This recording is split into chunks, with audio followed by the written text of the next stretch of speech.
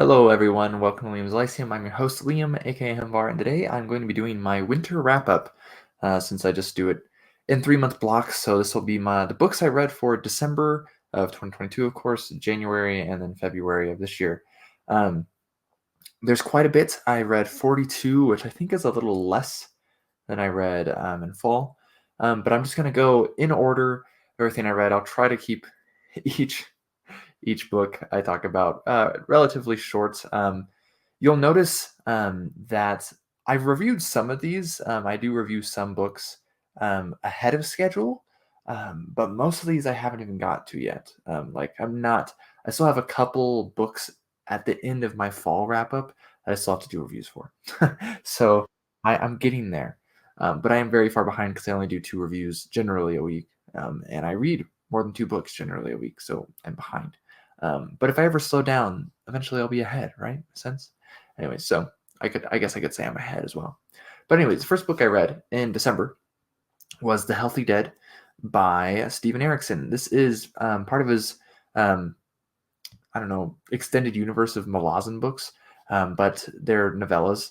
This is the second one, The Bocalane and Corbel Brooch. The first one is Blood Follows. I know some people say you should read Memories of Ice before you read these.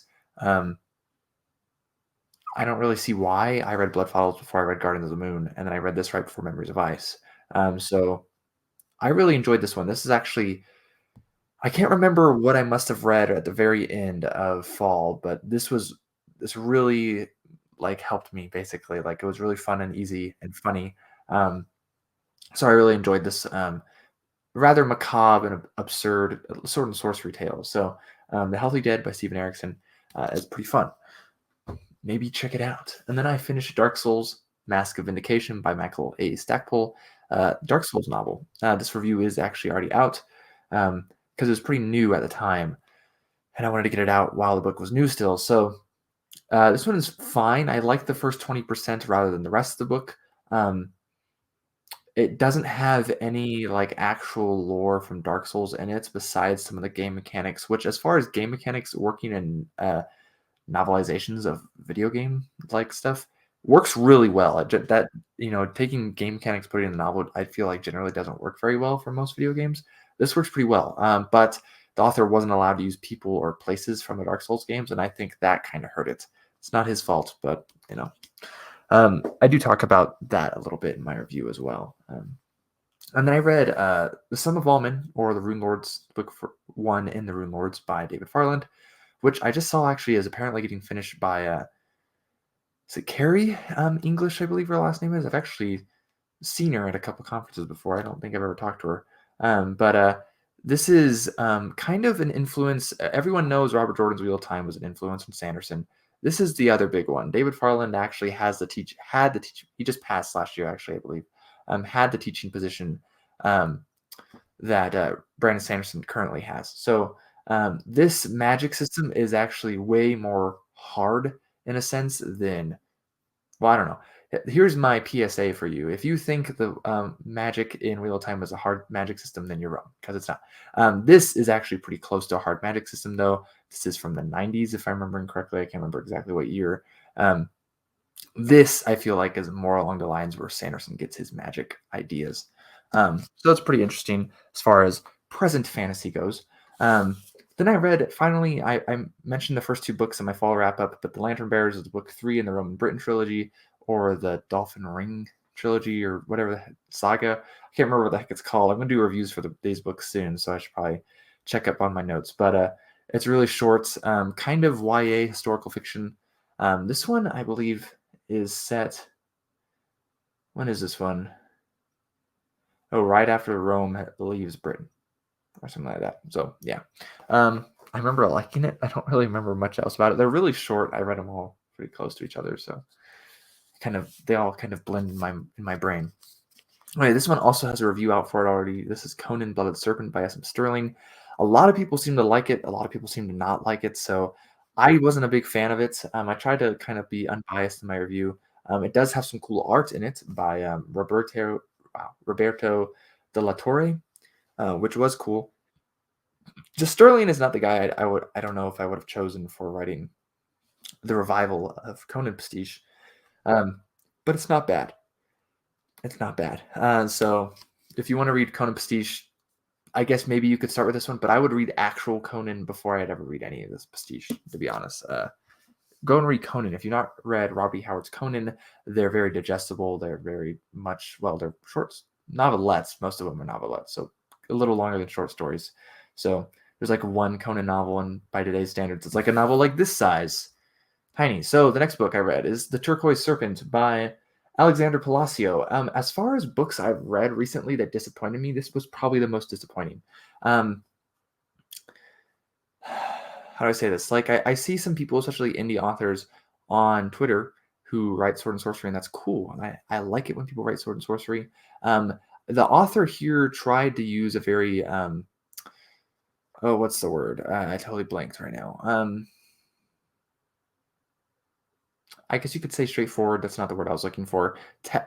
Prose, basically to cut to the chase to get right to the story. I don't think it works actually. I think this novel comes off as a rather soulless, and I there's some cool things about it. So I'm going to review this. I'm going to be nice about it. You know, there is some cool stuff in the Turquoise Serpent. It just really wasn't, just didn't work for me. This is tiny, and it took me over a month to read. Um, so I don't think I'll be continuing the series. It's just mostly because of that writing style. It just doesn't. It was not gripping. The author is like a lawyer. I think he was trying to utilize his lawyerness in his writing. I don't think it translated well. But that's my opinion. I know some people like it, so that's fine. Michael Moorcock, Citadel of Forgotten Mist. This review is also out because this is a brand new Elric novel. First time since the early 90s, I believe, for a mainline Elric novel. We have the Dream Quest trilogy, of course, in the aughts, but this was fun. The first two stories were a lot better than the third one. You can just go check my review for that. But it's cool, and this is very historical in some sense. Like Michael Moorcock has been writing for 6 decades. He's still with us somehow, and he's still writing. In fact, he has a story coming out in probably New Edge, Sword and Sorcery issue 1, might be issue 2. It's probably New Edge issue 1.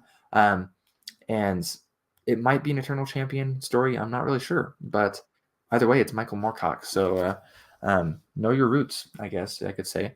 And then I read Rising Tide by Mel Odom. This was recommended to me by Roger from Rogers Reads. This is Forgotten Realms. This is a sea-based fantasy for someone who is looking for that, maybe. It's not the greatest. I did enjoy it. I specifically enjoyed this Malenti character, who's kind of evil but kind of isn't at the same time. It's very interesting. While our main character, well, he kind of has a problem with himself, right? That a lot of heroes do, especially in the first book. And his problem is kind of dumb and not really a problem. He's just being a baby. But overall, it was still enjoyable. The second book is Under Fallen Stars. Was also very enjoyable. These will also have blog posts about them. Actually, before I read the third book, I finished Between Two Fires. I don't have a physical copy of it yet. So Between Two Fires by Bielman. This guy wrote Black Tongue Thief, I think. This was enjoyable. This made my top 10 list. I had read it really recently when I made my top 10 list. I'm not sure I would have made it if I had done my top 10 list, a week later. But it was still really good. So this is during basically the plague in medieval times. It's pretty dark and full of demons, but there's lightness in this darkness. It's pretty good, actually. It's pretty grim, but it is enjoyable. I think a lot of people would enjoy it if you haven't read it. So then Sea Devil's Eye, which is book 3 in the Threat from the Sea trilogy by Mel Odom.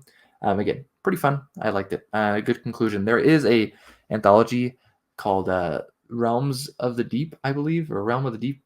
That I haven't read it yet. I have a copy, but I haven't gotten to it. The stories that kind of relate to the conflict, this war that's going on in those books. So, and then I read my next R.A. Salvatore book, Spine of the World, which is book 12 in the Legend of Drizzt. It's not very good, but it's actually less disappointing in some ways than that Turquoise Serpent was. A lot of people would put this as the worst Drizzt book. I'm not convinced that this is worse than The Legacy or Starless Night. Those books are pretty bad, in my opinion. And Passage of Dawn is pretty awful, actually. So a lot of people don't like this because it's about Wulfgar. It's not about Drizzt. But this is Wulfgar's redemption. And so I assume he gets back in kind of the swing of things in the main series, and this is needed. It's kind of dumb still. It's a little juvenile, but that's Drizzt for you. might just be Salvatore in general. But it's funny because I know a lot of people really don't like this book, and I didn't think it was terrible. It could have been terrible. I've read some terrible Salvatore books, and that was not one of them. All right. And the last book I read in December was Memories of Ice by Steven Erikson. I really enjoyed it. It's quite long, though, and actually I think this is where it becomes a little... I don't think it needed to be this long. I know some people are going to disagree with me on that. This was my least favorite of the three that I've read so far. Dead House Gates is still my favorite. This is really good. So, I mean, like, saying that, comparing him to Dead House Gates and Gardens of the Moon, in some ways isn't fair, right? Because those books are just, well, amazing in a lot of ways. So this is really good. I liked a lot of this. A lot of it. There's just some things I just didn't care that much for. And so I still gave it like 5 stars on Goodreads. I'm not someone who touts any like star ratings really, but I still really liked it. It just wasn't my favorite. And then in January, I believe, yeah, this is my January stack. Okay. So first thing I read, I included some nonfiction in here. I generally don't include the nonfiction I read, but I just did so far this year. So the next 2 months are going to have some nonfiction. Beowulf in the North Before the Vikings by Tom Shippey. It's Tom Shippey's newest book. If you don't know Tom Shippey, he is the Tolkien scholar, but he's also a scholar of the themes that Tolkien was a scholar of, like philology and stuff like that. So this is really good. It's tiny. You should read it if that sounds interesting to you. I think it was amazing, to be honest. Then I read Tolkien's The Fall of Arthur. The first time I read a new Tolkien for quite a while. I've read a lot of his stuff. I could say probably most of his stuff. And this was really good. So the commentary, there's a little poem that's actually incomplete about Arthur. I was in an Arthurian mood, as you'll see. So I enjoyed this. Of course, it's Tolkien. What's not to like? He's a good poet. He's one of the best poets, I would say, actually, as far as speculative fiction is concerned. And then I read Ed Greenwood's The One-Eyed King. Takes place in Dublin, essentially, in Ireland during the Viking period. Dublin was a Viking city. So, yeah, this is Ed Greenwood's newest novel. I think it technically came out in January. I read it before it was released. I mean, it was out in August, so I don't know what happened there. But it wasn't like advertised as released until like January, so I don't think anyone was like aware of it beforehand. But yeah, I actually noticed that because it's for a book for Fate of the Norns, which is a tabletop game. And I noticed because someone else had gotten another one of the books for Fate of the Norns and one of the novels by some other author. And I was like, oh, I didn't realize those were out because Ed Greenwood didn't say anything. I follow it on Twitter. I just went to the website and bought it. But he didn't advertise it until January, like late January. He said, oh, my book's out. And I was like, oh, what? I read that already. So anyways. And then I read The Narrow Bridge, Behind the Holocaust, by Isaac Newman and Michael Palencia Roth. Basically Isaac Newman. This is about the Holocaust, a Polish Jew who survives the Holocaust. This guy was actually Rabbi Emeritus at the synagogue I went to when I was a kid. So I knew Isaac Newman barely. Obviously, I was very young. And so he passed away at some point a few years ago, I think. But this was actually really enjoyable. I really liked it, of course. It's touching, as you can imagine, I'd imagine. So, Holocaust stuff. Okay, and then I read Sir Thomas Malory's Le Morte d'Arthur, which is probably one of the texts of Arthurian lit. It's very long. It's very repetitive, but it covers most of the bases. I liked it a lot. It's just, again, long and repetitive. So if you want to read a classic, an Arthurian classic for sure, then maybe read this, but it is really long. I'm just going to tell you that. It's long, it's very repetitive. I think that's fine. You know what I mean? I enjoyed it. It inspired some of my writing, especially at the time I was reading it. So, and then I read another book I don't have, it looks like. Oh yeah, The Strange Case of Dr. Jekyll and Mr. Hyde. This is just, I'm holding these. Hopefully I'll put the image up here. This is really short. I read this one with my wife. A good classic, gothic, kind of romantic revival, I believe even, novel by, was it Robert Louis Stevenson? It's pretty good. It's classic. I mean, it's not like amazing because I already knew the story. It's over 100 years old at this point, so I already knew the story. But it was entertaining still. I think the author still does a good job, even though I already knew the story. And then I read 2 books, but they're in one, and they're tiny. But Agricola, I've heard people say it that way, or Germania by Tacitus or Tacitus. It's confusing. Like some guy was like, yeah, Agricola by Tacitus. I was like, okay, well, I can't tell. Agricola sounds right, but Tacitus is wrong. Am I supposed to believe how you're saying this? Anyways, but these were very interesting. Agricola is a biography, while Germania is more of a ethnography and more enjoyable, I think, than the first. So very enjoyable. Roman historian, if you're unaware. Then I read the Song of Roland. Here's the old French version. Can't see it because it's too wide. There we go. La chanson de Roland. I did the first stanza of this for my Poetry Thursday in Old French.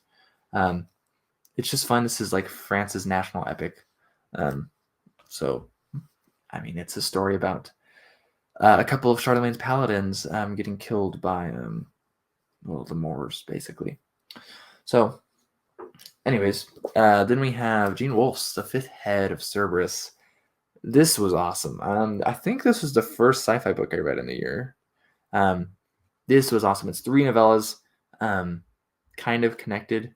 The first one was my favorite, which is called The Fifth Head of Cerberus, which I think was the original one. And then they're like, hey, make it into a book. And so he wrote 2 accompanying novellas for it.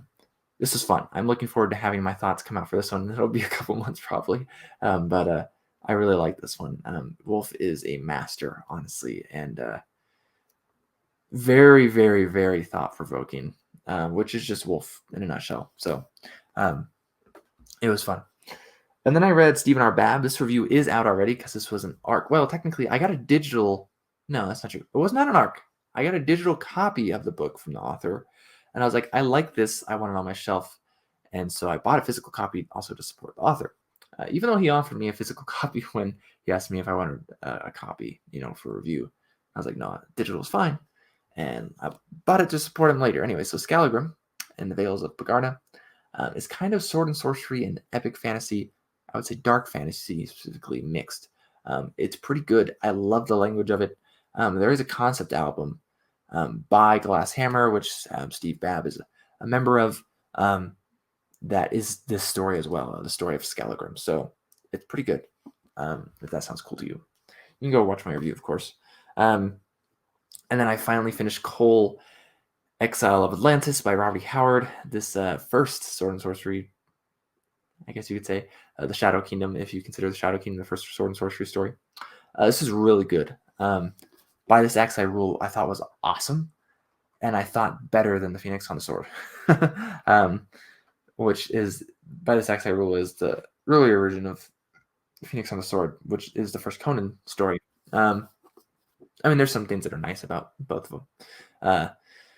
But I don't generally put a lot of anthologies in here because it takes me so long to read anthologies. But I finished this. I think on Howard's birthday, I was like, I'm going to finish this. So his birthday is in January. Really good. If you haven't read Robert E. Howard, you're doing yourself a disservice, I think, especially if you don't plan on reading them. Another one that I don't have a physical copy of, they seem rather hard to get a hold of, actually, is Gorell and the Pot-Bellied God by Lavi Tidar.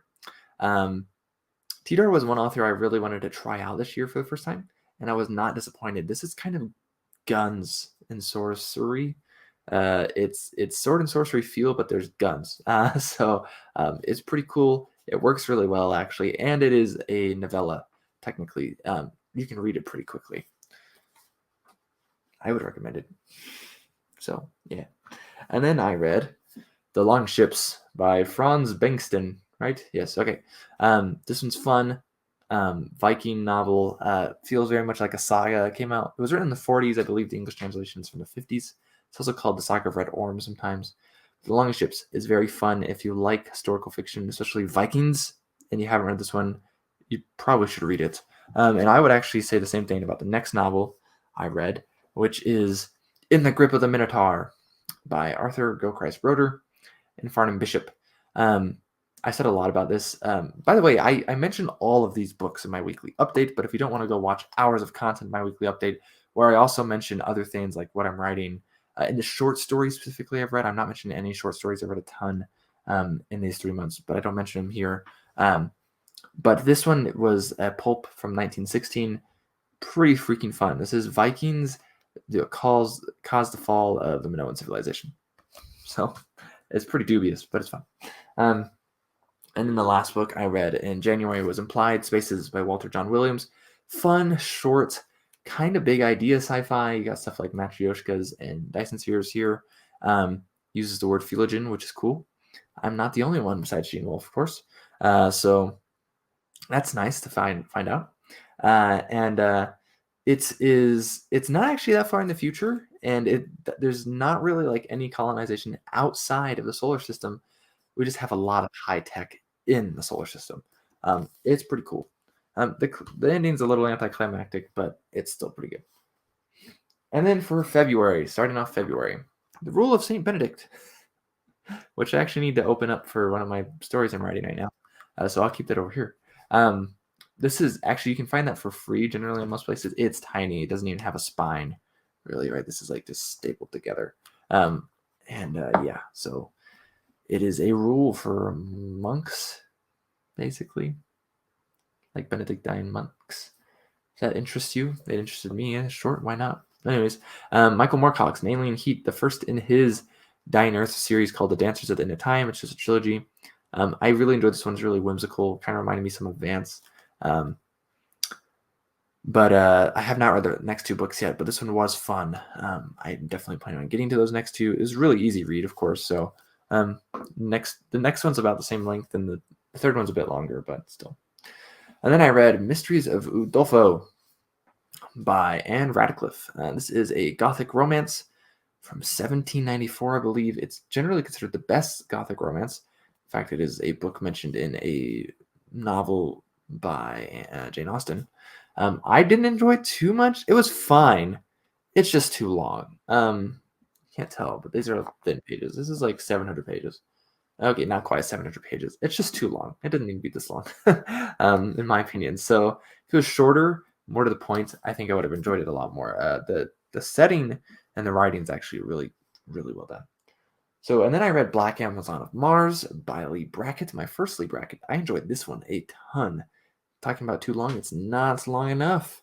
This is a novella, technically, I believe. Originally published in Planet Stories, I believe, in 1951. This is a reprint done by Sirsova, I think. Yeah. It has some illustrations in it. This is basically the cover of Planet Story, just redone by different artists, and all of the old Eric John Stark stuff, because he is the main character, gets a skin color wrong. So they basically just redid it and got a skin color right, which is funny that they needed to do that. That's the type of illustration you got in there as well. Not a huge fan of the illustrations. They come off kind of like anime in some sense, or comic booky, which is generally not what I'm associating with the stuff I'm reading, essentially. But it's still cool. I don't know. I really like the story. I need to get more of Lee Brackett, and I know there's more that Sirsova redid, anyways. So this was really fun, actually. Lee Brackett went on to write Empire Strikes Back. You should read this, anyways. So then I read Larry Correia's and Steve Diamond's Servants of War. I wanted to read it, and then I was going to a conference where I knew Steve was going to be there, and I was like, I'm going to talk to Steve, and I haven't read his book I got from him last time I met him. So I read this. It is really good. This is fantasy, but rather being medieval or Renaissance based, European based fantasy. It's kind of Russia, World War I based fantasy. So it's pretty good. It's got some horror elements. That's what Steve is known for, anyways. So Larry Correia, I've never read anything by either of these guys actually besides this book. So it's first in a series. So I really enjoyed Servants of War. It's pretty awesome. So I liked it a lot. And then I read a book you'll probably find really boring, but I'll mention it because I read it. This is the Anglo-Saxon version. But the Gregory the Great's Pastoral Care or Pastoral Rule. Yeah, I don't feel like I need to explain that one. And then I read Fritz Leiber's sicky book, The Green Millennium. I thought this was awesome. I don't know. I thought this was stinking awesome. It's about a guy who wakes up and he finds a green cat, and he has some wild adventures after that. This gives me kind of cyberpunk vibes. This does not read like Asimov at all. It's freaking better. I'm a big fan of Liber though. So it's before Cyberpunk, of course. It came out 53. So this is really freaking good though. I love this. This novel I dig it. That's why I read Liber every once in a while, because I just gotta read Liber. And then this is 1939, even older pulp novel. Originally appeared in Unknown Magazine, issue 1, by Eric Frank Russell, who's actually, I'm pretty sure, a Brit. This whole novel takes place in the U.S. It's got some rather racist things in this, actually. Just like one chapter, really. But I was like, what the hell? Like, who turned up the heat in this chapter? Like, why? But it's not a bad novel. It takes place in 2015. So it's pretty interesting sci-fi. It's definitely, I would say, not the type of sci-fi you see these days. It's almost Gnostic in some ways. But anyways, it's good. The better sci-fi I've read, because that's 3 sci-fi books in a row, is Lake of the Long Sun by Gene Wolfe. Book 2 and Book of the Long Sun. Really freaking good. Better than Night Side of the Long Sun, which my review came out for recently. Yeah, this is phenomenal. You can actually, if you don't like the idea of Book of the New Sun, if it seems too much for you, if even though I like the way Wolfe writes characters, if Arian is too much of a bad character for you, there's reasons for that. I think Severian is one of my favorite characters. Arian's my character in my stories that I've based off Severian, in large part at least. Anyways, this character might be more palatable. He is a priest. His name is Patera Silk. And you can start with Long Sun. My brother did, actually. So really good. Some people prefer it over New Sun. So far, I don't, but it is really, really good still. Then I read Piers Plowman by William Langland. Kind of, right? Anyways, Middle English poem. Not as good as Chaucer or Sir Gawain and the Green Knight even. So, but it was worth the read. I just don't know if I'll ever reread it. And then Sword in the Eye by Justin Leiber, who is the son of Fritz Leiber, who I mentioned earlier. This was fun. It's very much written in a style I would say is akin to E.R. Edison, The Worm Ouroboros fame. Very short, though. Kind of Viking-ish novel. I think there's some sci-fi stuff going on in there, too. It's kind of hard to tell. It's about identity, if that interests you. And then I read Time Trials. This review actually came out today, as I'm recording this. So a couple days ago, when you're watching this properly, by M.A. Rothman and DJ Butler. This is fun. This is time travel kind of thing to ancient Egypt, save the world. It's kind of got like a D&D feel, a Lost Worlds feel, a sci-fi feel. It's got a lot of feels going on. It's pretty good, honestly. And it is the first in a series. I don't know. It might just be 2 books. I have no clue. So, and then the last book, finally, y'all, you made it. The final book I read in February was Sandstorm by Christopher Rowe. I've talked to Christopher Rowe a few times. I realized when I was talking to him that he was the Christopher Rowe who wrote Sandstorm, which is a Forgotten Realms novel. And I read Forgotten Realms novels. So it's like, oh, you're the guy who wrote this one Forgotten Realms novel. I'm going to read that one next. So I did. It's the first Forgotten Realms novel I read this year, right? Because I read several in December, but this is the first one I read this year. I read a couple more since, actually. But that'll be in the spring wrap-up. So, anyways, those are the novels I read. Just to break it down for you real quick, that was 42 overall. I read 13 in December, 16 in January, and then 13 again in February, which is pretty good. I mean, I'm busy. I work and do school and stuff like that, and I write. I should probably write more, huh? I just read too much in some sense. But hopefully you enjoy the content.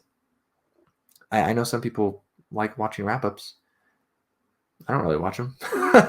It's funny. Here I am, though, recording one for you. But as you can tell on my channel, I don't do a lot of things a lot of people do, which is why I go up really slow in subscribers. But thank you, everyone who subscribes and watches. I do go up, so that is important. It's slow, but it is surely. This has been Liam Liam's Icing. Maybe do you have any like books that stood out as like the best books maybe for your last 3 months, or something like that? Any of these that sound interesting to you? Anyways.